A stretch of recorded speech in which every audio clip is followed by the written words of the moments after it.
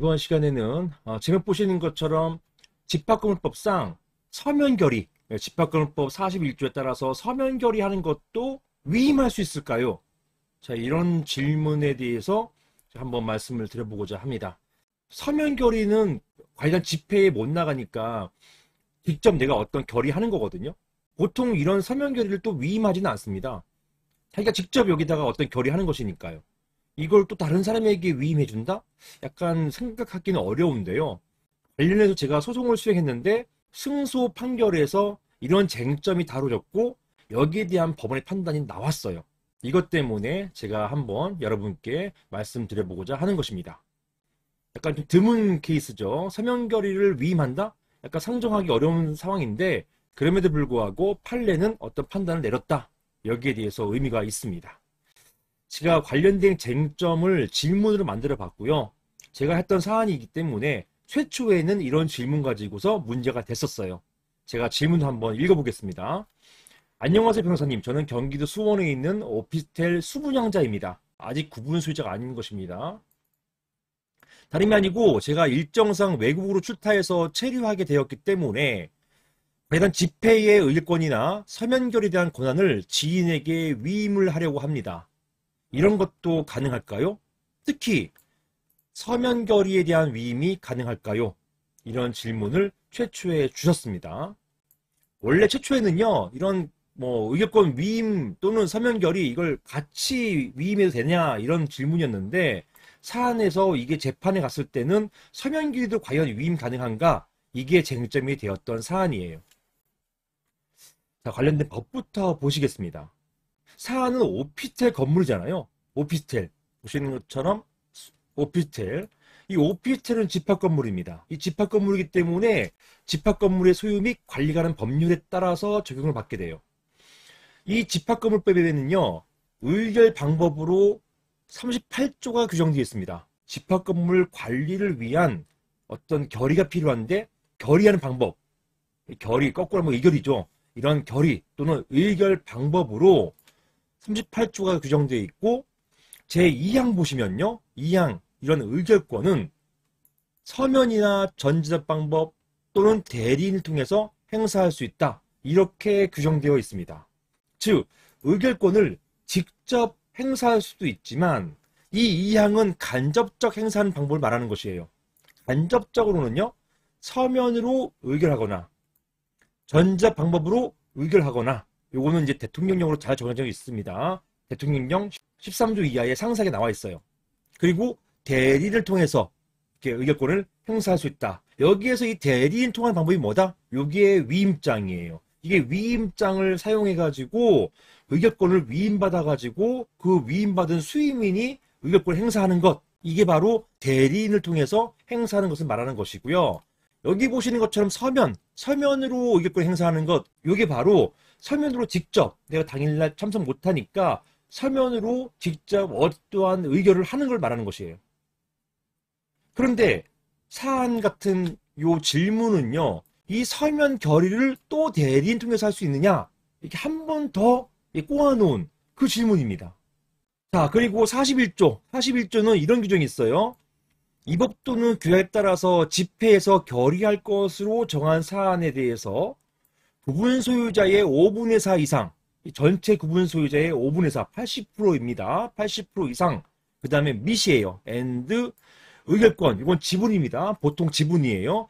지분의 5분의 4, 80% 이상이 서면이나 전자적 방법으로 합의, 동의하면 집회에서 결의한 것으로 본다. 이렇게 규정해 놓고 있어서 과연 집회를 열지 않고 서면 결의로도 결의할 수 있게끔 해놨어요. 다만 정족수가 다릅니다.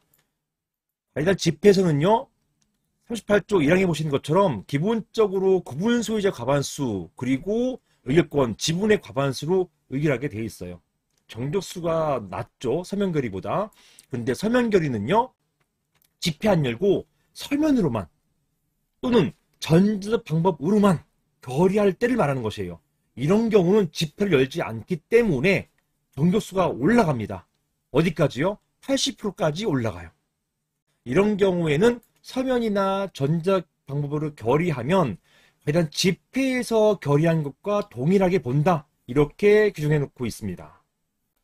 그러니까 집합건물법은요, 어떠한 관리를 위한 결의 또는 의결 방법으로서 집회를 여는 것과 집회 열지 않는 것 크게 두 가지를 구별해 놓고 있고요. 집회를 열 때는 직접 참석이 있고 그 다음에 서면 또는 전자 방법 또는 대리를 통한 방법 이런 방법들을 예상해 놓고 있어요. 그리고 만약에 집회를 열지 않을 경우 그 경우에는 서면 또는 전자 방법으로 동의한 방법 이런 방법을 예상해 놓고 있습니다. 자, 보시면 집합건물법은 건물 내에서 의결권 행사 방법을 크게 그다음 집회에서 개최하는 방식과 그 다음에 과연 집회 개최 없이 서면 결의로만 하는 방식 두 가지 방식을 인정하고 있습니다. 제가 좀 전에 말씀드린 것과 똑같죠. 전자의 경우, 즉 집회를 개최하는 방식의 경우에는 직접 서면 대리의 방식으로 의결권 행사가 가능하도록 규정해 놓고 있습니다. 여기에서 전자 방법도 포함되어 있죠. 여기에서 대리 방식이 바로 의결권 위임장을 사용하는 방식이에요.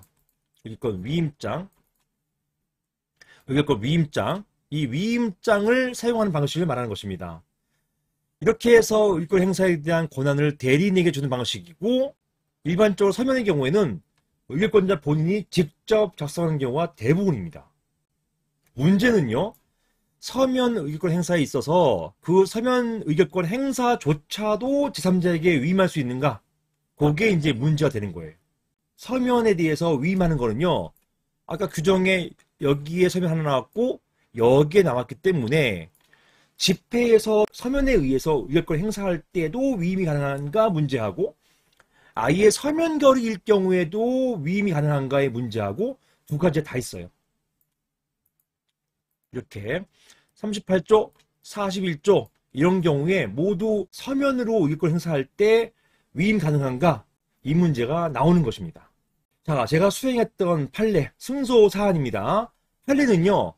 갑은 을에게 이 사건 건물의 의결권 행사에 관한 일체의 권한을 위임한다 라는 위임장을 작성했어요. 그리고 수임인 을이 집합건물법 제41조, 여기에서는 41조였네요. 41조 상의 서면 결의를 갑 대신 했습니다.